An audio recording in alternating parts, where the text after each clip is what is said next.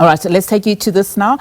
At a high-level meeting in Washington yesterday, Cosatu President Zingiswa Losi rectified U.S. President Donald Trump over his remarks on South Africa's land reform and violence against white farmers. Losi, part of President Cyril Ramaphosa's delegation, clarified that crime in South Africa is a widespread issue, not only one driven by race. Let's now welcome Cosatu's President Zingiswa Losi, who is joining us via video link all the way in Washington, D.C. Ma'am, a very good afternoon to you. A pleasure to have you on the show, particularly as you've received such applause here in South Africa about some of those statements that you made at the Oval House. I want to start there. So as you expand then on just those key messages you were trying to drive home in the Oval Office, give us your overall impressions about the whole White House experience, that video ambush, which in the main led to the countering of misinformation around the issues of land expropriation, racially charged narratives of violence against white farmers. Thank you very much for having me, and I must also greet the viewers at home of SABC. Thank you for the opportunity, and indeed, I must say that for the first time being at the White House, with the play that took place there, with all the media houses coming in, and the fact that questions were not coming from us, it was not an engagement between South Africa and the United States of America. It was journalists that were posing questions, and questions that had to be responded to. And I think, firstly, I must say that the president of South Africa led us very well, exceptionally well, in avoiding an escalation and losing focus on the issues. And also the team South Africa, I must say that everyone shared their own experiences, but also importantly, it was important for us to really make a point home that the violence that is purported to have been towards exclusively white Afrikaner in South Africa is not the reality. And having other white South Africans there also was sending a message. But also importantly, I felt that it was going to be important for us to also let the president of the United States of America to understand and have an appreciation that black women, black men and women in South Africa that constitute the majority of the population in our country are facing the worst forms of violence. And I can tell you that other people felt that maybe I went too hard in being explicit, but these are statistics that we can all see. But we had to tell a different narrative, a different story, a real story of what South Africans are subjected to. But importantly, the gender-based violence against women of any color, but also rural people in South Africa that are black and African. Yeah, I mean, on that point about, some saying that you were rather explicit, there is also some level of criticism of your stance, of course, on crime in South Africa, saying that as a representative of workers, perhaps you also missed that opportunity to highlight the plight of farm workers in the context that, that this is only a white South African farmers that are being targeted. Do you think in hindsight you could have expanded? But I mean, we know that, of course, a number of issues there within that particular presentation were called somewhat of an ambush, given the time that you also had in elaborating on some of those issues. Indeed, I would take that, but of course it was a spontaneous moment given to me by the president of South Africa to say, can you have a word? We did not go there with prepared speeches. We did not go there even expecting ourselves to speak and engage, because that part of the media, no one has anticipated that we will be asked to have remarks upon. So had we been given more time, I can say that I would have gone even more further, deliberated on the issues and the plight of farm workers in South Africa. It is an unfortunate time that the time was so limited and no one expected to be given an opportunity to speak. And when it was given to me, I had to find a way of bringing trade issues, issues of investment, issues, of course, of saying it is not just about white people. Indeed, we can't run away from the fact that crime is very high, but it does not affect. So we had to find a way of changing the narrative that is out there after we were shown rally videos of the EFF and all of that. So we had a responsibility also to counter that narrative that this is the image of South Africa against farmers or white people. So I want to take that criticism that had we been given more time, one would have even gone even further. But it was not scripted. It was at the moment that the president said to me, can you also say something? Absolutely. I had to think on top of my head to quickly raise issues before I was told my time is up. Absolutely. There were calls made in the Oval Office for partnership with Elon Musk's Starlink company. This after Musk, of course, accused South Africa of discrimination over stalled commercial deals to buy Starlink, etc. In South Africa. What is your position as Cosatu? I mean, do you believe a way can be found by laxing our BBBE laws, as we've seen with few other companies, rather? Is this a deal breaker for the US? For us as the Federation, we are saying, look, let's come back home. Let us engage. We've got platforms where we're engaging on these issues. We will be at NETLEC. We need to have, even if it's not formal meetings between ourselves as organized labor, organized business in South Africa and government, to really deal with the trade issues. And also, we always participate even on these policy matters. And we're saying we're going to be engaged on it. What we want, we don't want favors. We want real trade deals that are beneficial to South Africans, but also that will ensure that the South African businesses are not left outside. You know, South Africa, we have launched, I think it's been now 2-3 years now that we have launched the Black Industrialist in South Africa. We have had 2 conferences, if not 3.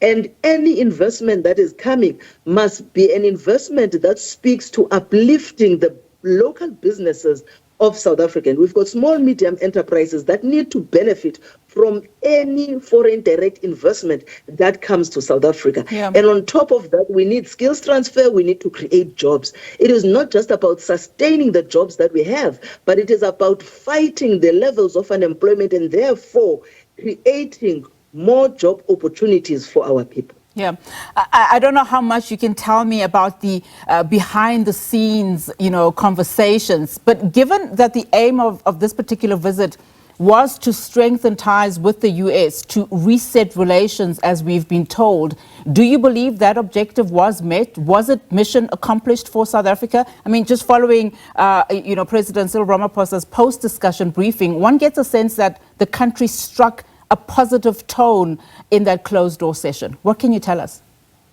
Oh, definitely. I can say that, remember, before this mission, there has been other missions that went. We were trying to unlock and open the doors. We were trying to say we can't continue to be given a backhand by the US administration.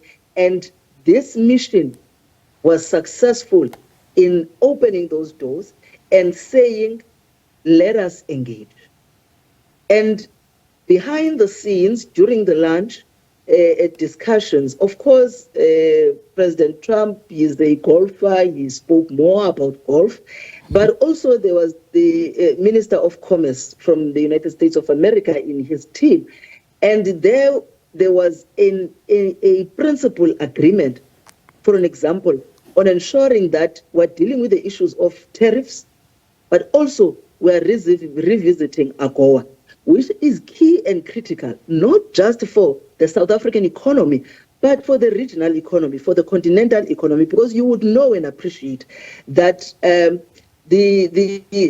contracts that South Africa has in the auto industry in particular, for an example, we are exporting vehicles, but parts of those vehicles, the car seats covers are made in Lesotho. The steering wheel wires are made in Tunisia. And so the rubber is coming from Cote d'Ivoire. So so you have the continent that is linked to South Africa in terms of the AGOA agreement. So for us, we are happy that this mission happened, and we are leaving Washington on a very positive note to say that we are resetting the relationships, trade relations in particular, South Africa and the US, because no one can deny that the US is an important trade partner to South Africa. 600 companies from the United States of America are in South Africa. Over 500,000 jobs are relied upon that. The agricultural sector, the clothing and textile sector, and many others that are linked to AGOA and beyond AGOA. So I think I must say that this mission has achieved its objectives, and we have managed to open doors now. We have the relevant ministries that are going to continue now to engage on the kind of trade relations that we are going to move forward with. But of course, internally at home, back at home in South Africa, our platforms of engagement will continue to engage where organized labor and organized business are part of a conversation with government.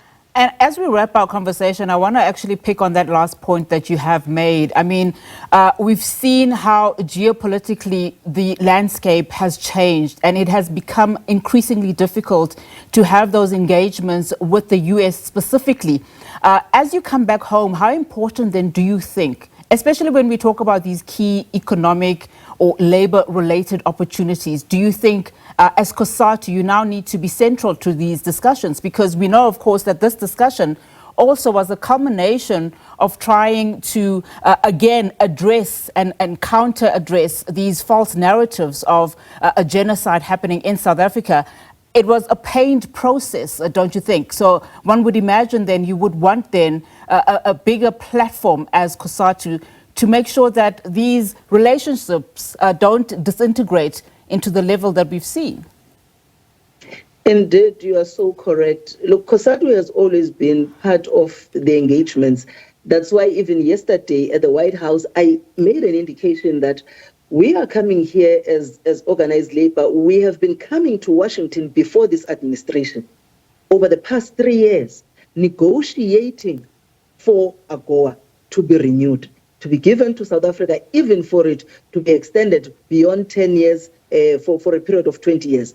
And we are saying even what we have agreed during that time was that on trade issues, we must be able to separate the geopolitical issues. We must respect sovereignty of each state.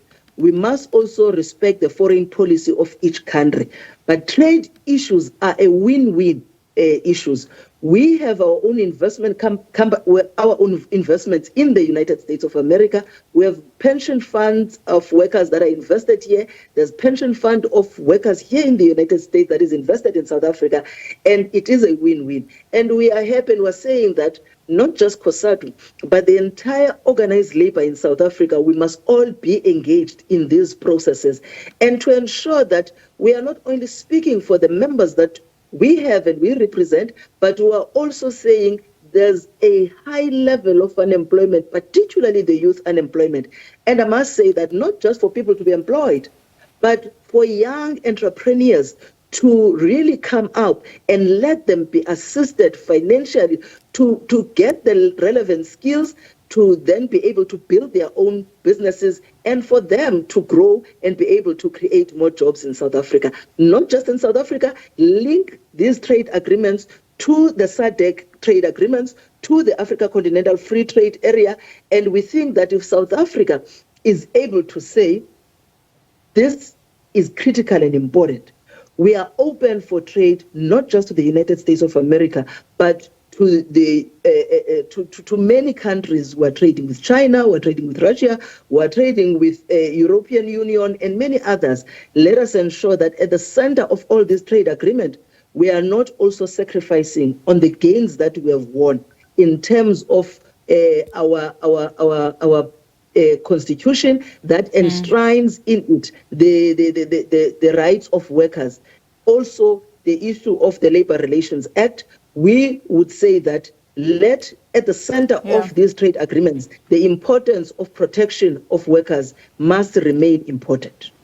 Ms. Losi, thank you so much for your time. Really do appreciate it. President of Cosatu, Zingiswa Losi, who is joining us there from Washington, D.C. Of course, she was a part of that delegation in the U.S. SA relations delegation in Washington, D.C. Of course, clarifying also what she said in the Oval Office, including that crime in South Africa is a widespread issue and not driven by race.